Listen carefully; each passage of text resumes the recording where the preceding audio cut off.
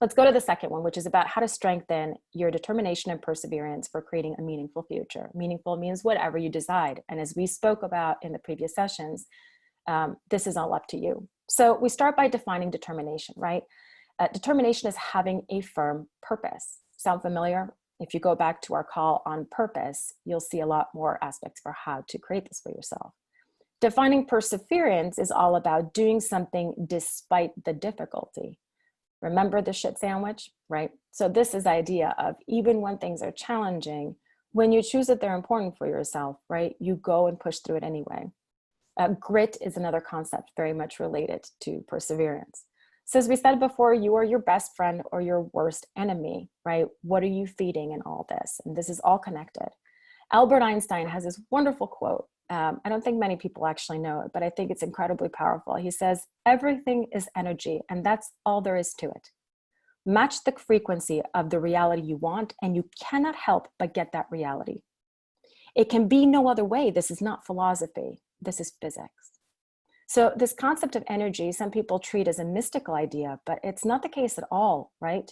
You feel the energy of people sometimes when they come into a room. They either pull you down or they bring you up, right? You also feel your own energy and how it impacts your life on a daily basis. The idea here is really, as we say, try and match and imagine that way you wish to be authentic to yourself, right? Imagine that future, those things you want to create, and try and vibrate on that level. And vibrate means all the ways that you continue to orient yourself, to behave, to imagine, to visualize how you pass your moments, nurturing that thing that's important to you instead of beating yourself down. The question then becomes, what vision and resources will keep you moving and moving thoughtfully, right? Again, we're talking about here, not just to mobilize, but really do so in a thoughtful way.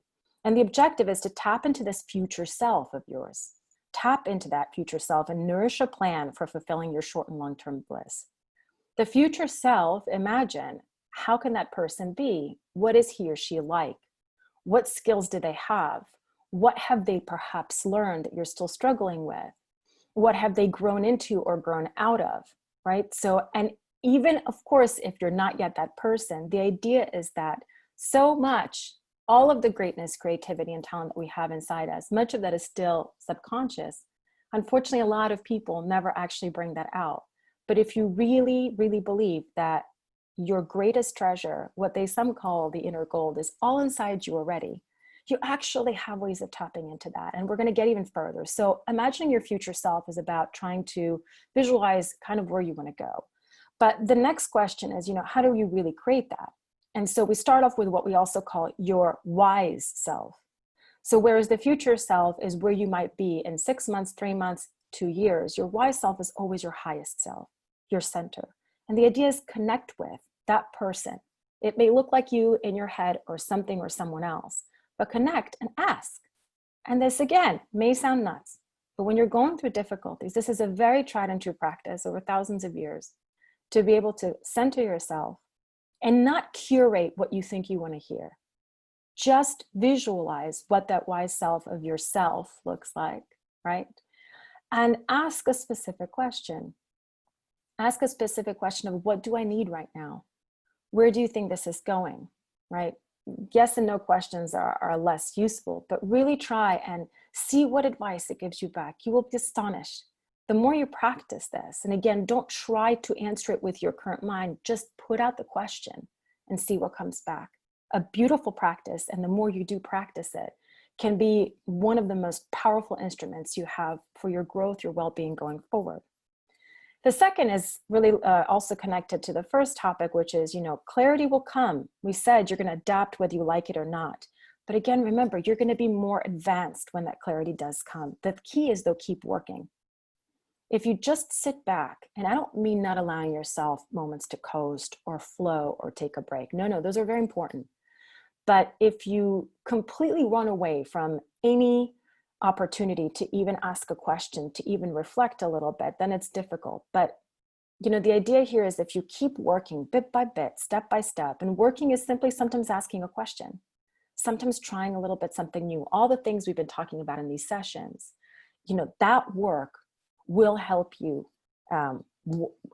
accomplish the things that you want, survive, but thrive in the future as well. You know, this famous quote we talked about by Pablo Picasso, where he says, you know, the muse or inspiration will find you, but it has to find you working. Well, it's very similar when it comes to things like determination, hope, and perseverance as well. The other thing, we spoke about this very much before, is, you know, define your concept of your purpose of success. We had another call on this and we went into great detail, but, you know, combining your general idea of what is your new concept of how successful and the ways you want to be successful in your life. As we said, what do you want to be and what do you want to become and what do you want to achieve? Combined with, you know, identifying some core priorities and the reasons why they are core priorities for you is really critical for giving yourself an internal compass going forward. And I would say in this particular case for the future, really stick to no more than 3, maybe 5 to really focus on. The key always here is to go deep on a few things, not to try and splatter, as we say, across too many. In that respect, then, search, visualize, orient around the upcoming needs and trends, values of this world, but also of your particular industry, right? There's nothing to stop us thinking about this. And a lot of people are asking those questions. How is the world going to change, for the better or for the worse? Are people going to come out and say, oh my gosh, you know, I so miss traveling, and so now everybody's going to take a whole bunch of planes? Or are people going to become more conscientious and say, well, you know what?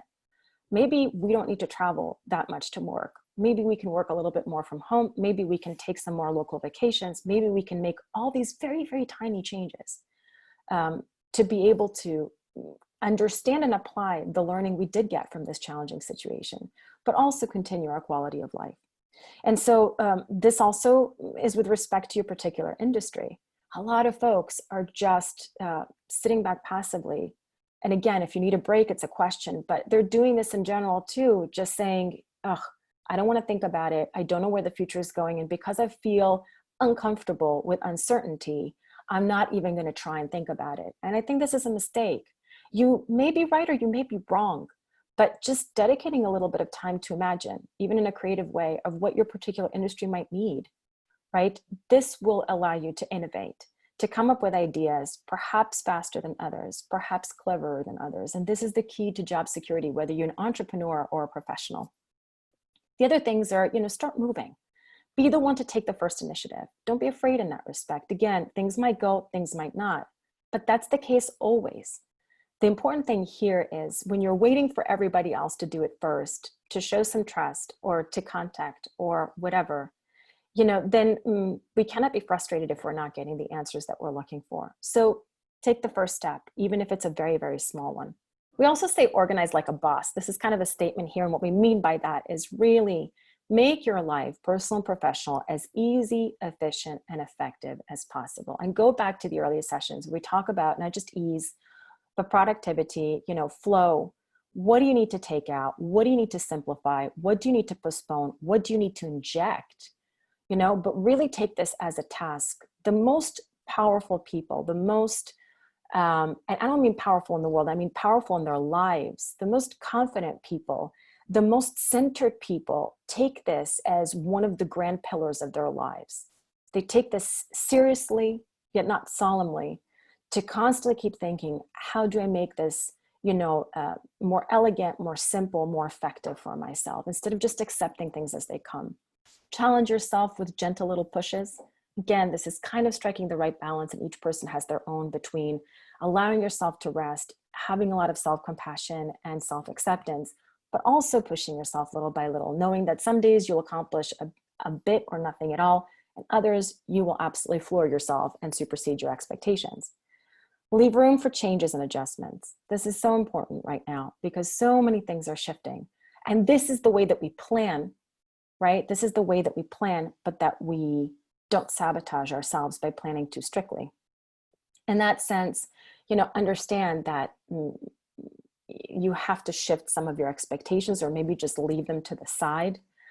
Be open that collaborations and projects may turn out in a different way. Maybe they start slower or more delayed, but then they turn out into something even better. Maybe the timing actually works for you better when they do come. So it's just this idea of kind of gently hold that space open for change. And This is in general a wonderful best practice, but I would say particularly in circumstances such as ours. Check for internal resistance, right? We talked a lot about limiting beliefs.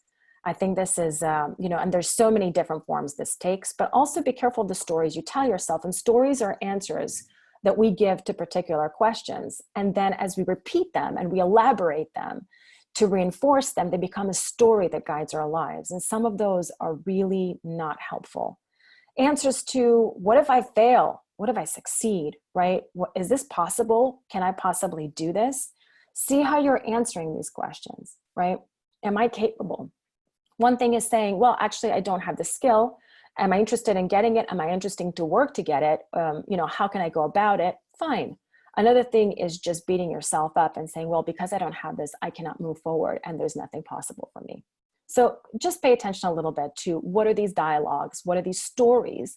And you may in the process also discover older stories that you have about relationships, not just your capabilities, but also, the world as a whole. And sometimes one of the most interesting things is actually to tap into them and say, wait a minute, how does that serve me?